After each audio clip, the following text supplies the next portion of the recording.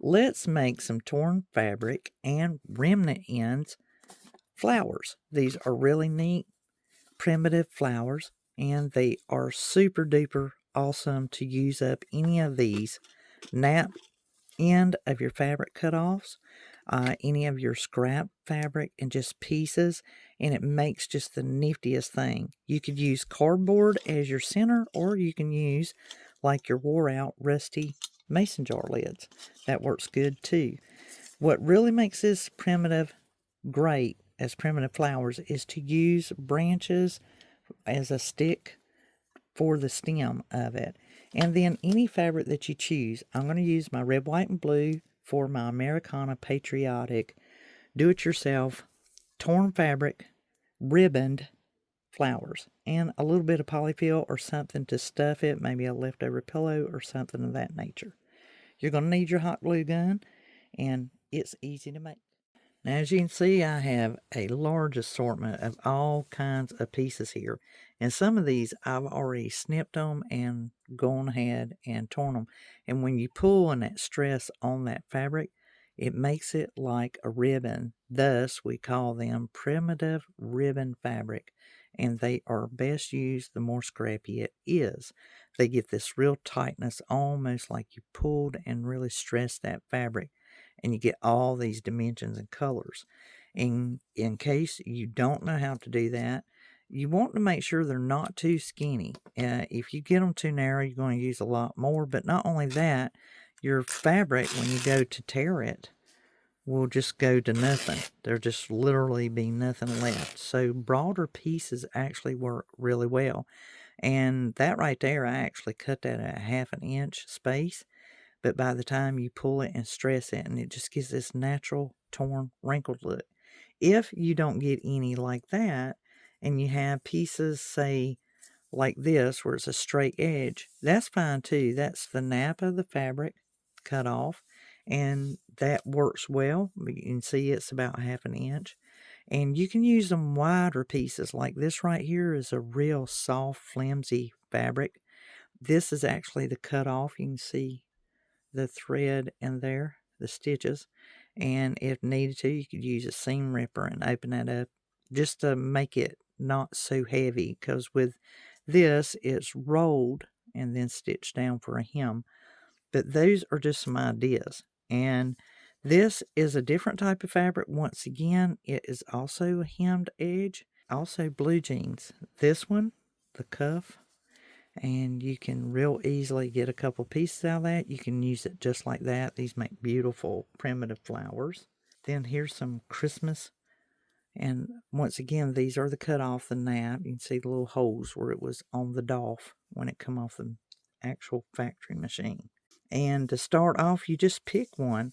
This come from a quilt I was doing, and the length of these need to be, use your hand or right around 5 inches. If they get too much shorter when you go to double them up, you may not have the length that you need. So you can kind of check it here, and the stiffness. And some of them can be longer, some of them can be shorter, but you can see how that kind of holds off the edge there.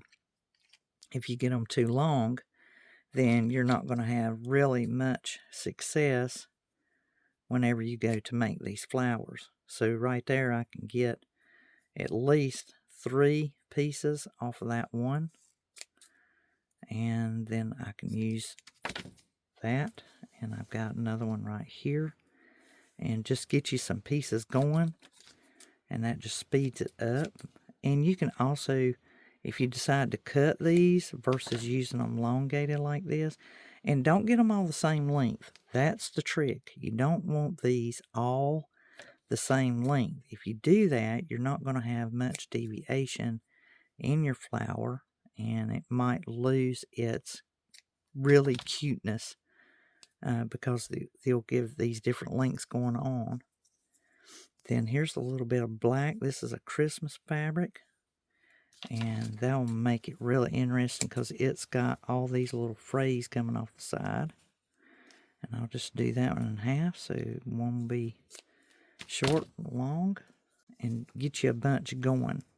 And it takes more of these than what you would think to make these torn ribbon pieces. So if you're going to do just red, white, and blue, you can do that. And I decided I would get these pieces out and make a few. I really like all these colors that I have, this variation. So real neat. And some people do one end at a time when they glue it.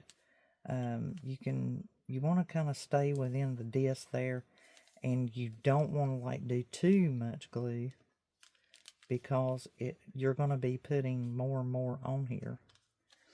And so you'll have your center going too.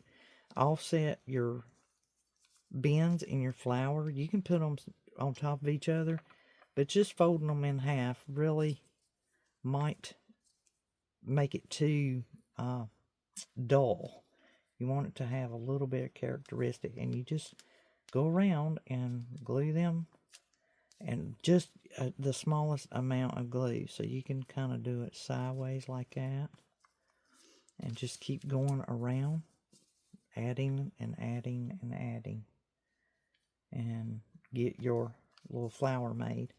The idea, of course, you see how long that one is, so you may not want that long of a petal. You might want to shorten it or something, make it shorter.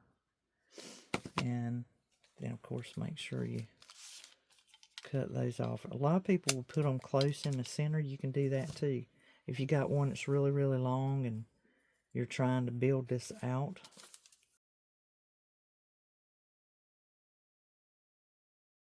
So as you're building it out, you're just putting them there, and just pick any of them. Now the idea here is you want to make these at least long enough, like I said, maybe 5 inches or so that when you're building it out, you've got that going. And you can go ahead and double them over. I kind of like try not to get them too straight and perfect. You do want some up and down difference with your flowers. Just keep gluing them as you go around, and then I just go ahead and snip off that difference. The more colorful they are, the beautiful they are. These are beautiful ribbon fabric flowers. And that's another thing too, you might find that you're limited on your colors when you're doing these cut-offs from fabric, or you might just have 3 colors. That makes it really cute flower. And the idea is we're going to be using that center, but we need to get this first layer built first, because a lot of times you will put at least 2 rounds of layers inside this flower. I'm speed queen, so I am real bad to go ahead and do 2 when I'm building them, because they don't take much to get them glued on there. And as I said, you don't want to fold them in half. You want to kind of, when you put them on there, see how I've got them offset when I put them on the ring. As you can see, we got that first layer gone through there, and it looks fantastic. I really, really like that. And they're pretty long. So now we're going to do a second layer, and we're going to come in with them a little bit more. We're not going to have them as long and hanging out there like the rest of them. Find some that are just more narrow and even thicker. It doesn't matter, but the idea is to pick some that are short and come in more so. So you might be bringing them in, even though they might all be the same size. It's perfectly fine. And just, you can kind of see that you can go in betweens there. It's not hard to do. And you're just going to make sure you stay in that same circle and stay on top of the others. Make sure that you keep them side by side. And it really makes a difference on how these turn out when you start bringing these ribbons inside your flower more so, the shorter pieces, because you got your outer layer, now you're doing your inner layer. And there's really no wrong way to do this. It really isn't. You can't mess it up. That's what makes this such a fun project. And just digging around and finding some of the pieces you want to use. And then, of course, those shorter pieces that you had to begin with, you can start using those. And then the blue jean's a little bit heavier, so that's okay. Just keep everything side by side. And once again, once you got this piece, you can bring this tail inside if you need to make it shorter, like I did right there. And it usually works out perfectly. And you have these just wonderful little accidents, as I call them.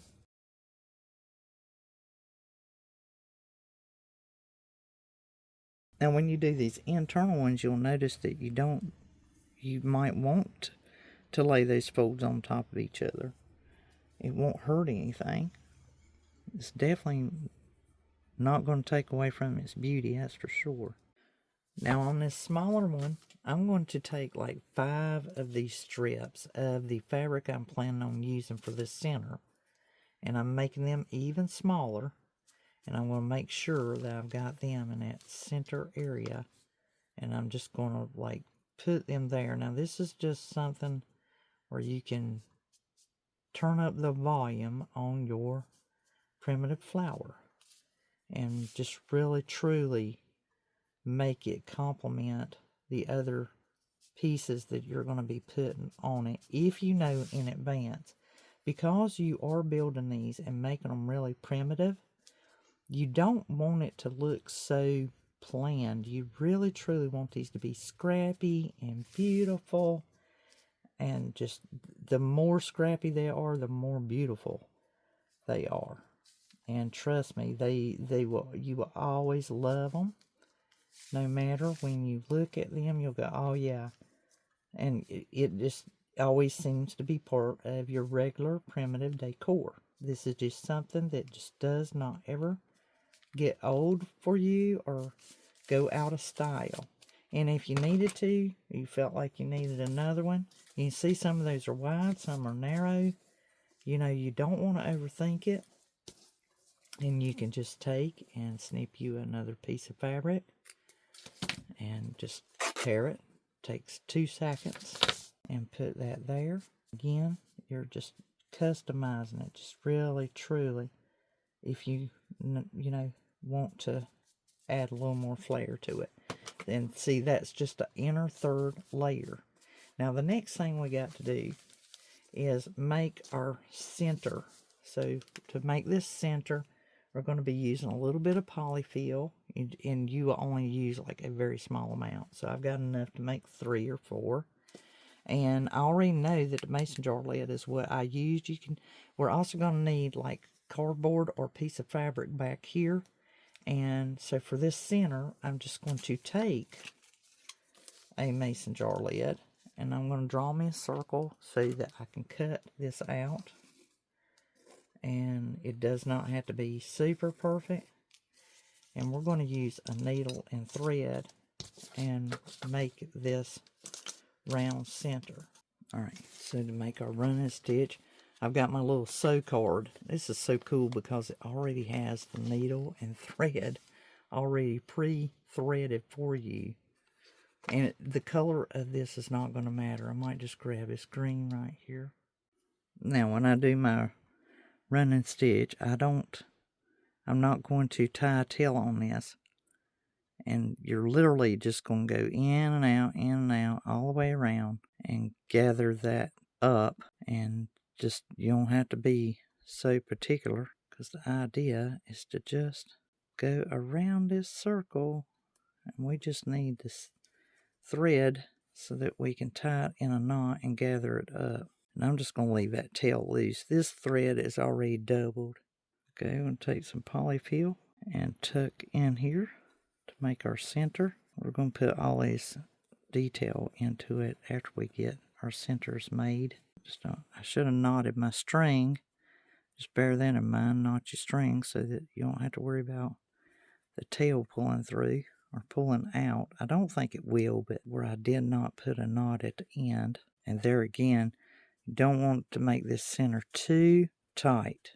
We just want that flower center to be pulled up, but we don't want to like tight taunt. We want to kind of leave it flatted out. You see how I hollowed it? Sometimes you have to draw it up and then pull it back out.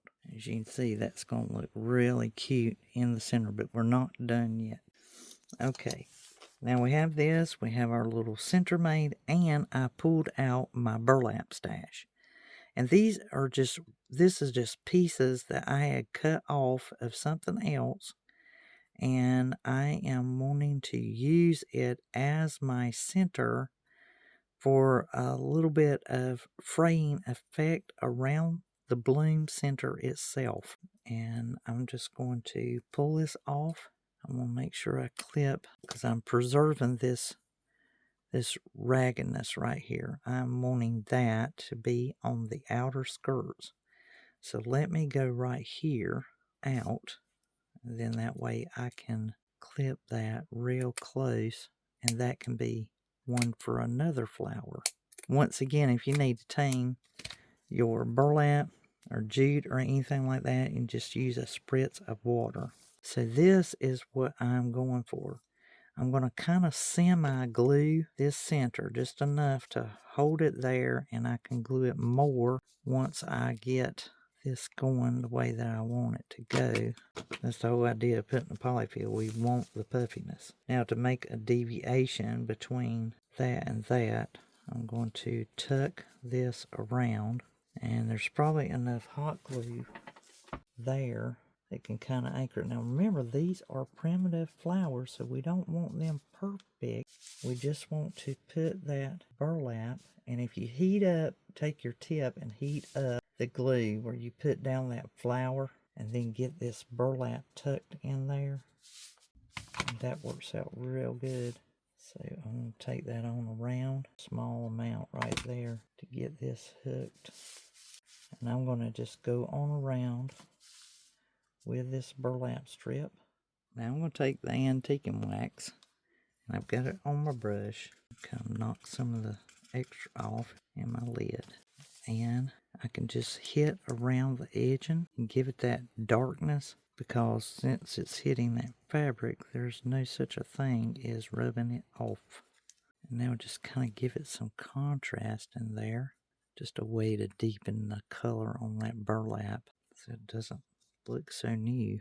Now, got that part done. We need to fix his stem on the back, so we need some cardboard. So in doing that, second thought, I'm just going to take a piece of fabric and I'm going to cut me a square. So that's really all I need. I need something to hold that stick, but also kind of cover the back side of this lid. It's not that it looks bad, it just makes it more likable. Yes. Alright, so get a piece of tape. So the easiest way is take your sander, and you want to rough up that metal. If you do, you'll get a better adhesion when you go to use hot glue, because the metal cools off rapidly. We just need to scrub it up. Now the next thing I do is I take a piece of painter's tape. You don't need a lot, just a small amount. And I promise you, this won't ever come off. Ever, never, ever. Just figure out which side you want down and what you want up. So I'm going to do it this way. And get my stick there. Put my glue stick, glue for the lid. And then I put this tape there. And like I said, it's not ever going to come off. Once that cools off, it is there to stay. Then I can put my fabric over it. If you just want to make it round to match the lid, that's fine too. It is really up to you. Up here, I do want to make sure that I glue across that top. And then that way the weight of it too. Alright, I got my stick on there, and this is a grapevine stick. And you can see it will hold that weight. There's no, it's not coming off. It's going to stay there. But I'm going to make some little tags for my flower. I just got the letters here, and I got me a little safety pin I'm going to use. And I think I'm just going to plain put prim.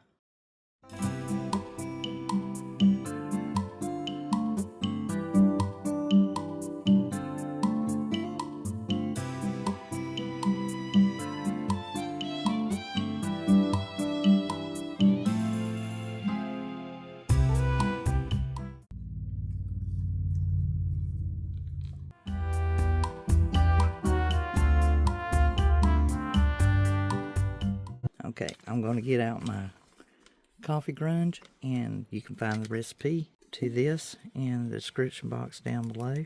And as you can see, I can just take and put some on, and that will actually dry. Easiest way, really, your chippy brush or any kind of brush, and you can literally put it on there. It looks dark, but when it dries, it will be the right color. And so I'm going to go on my flower here and hit these fabrics.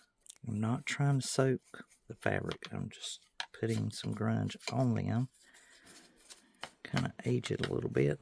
And if you need to, you can cut your sticks down to the size that you prefer. Alright, here's my cinnamon. And really don't want to do it too much. It's looking real dark right now, but once it dries, you're going to love it. So I'll have to show you some pictures of afterwards. Let that do its thing. Now I've finished up my primitive flower by adding a safety pin and pinning the tag on with jute twine. Here are the primitive one and the 4th of July one that I made. And here on the video, I'm going to show you all 3 of the patriotic projects I did. You can find them on the 4th of July playlist, and you can make them for any occasion. It's simply up to you.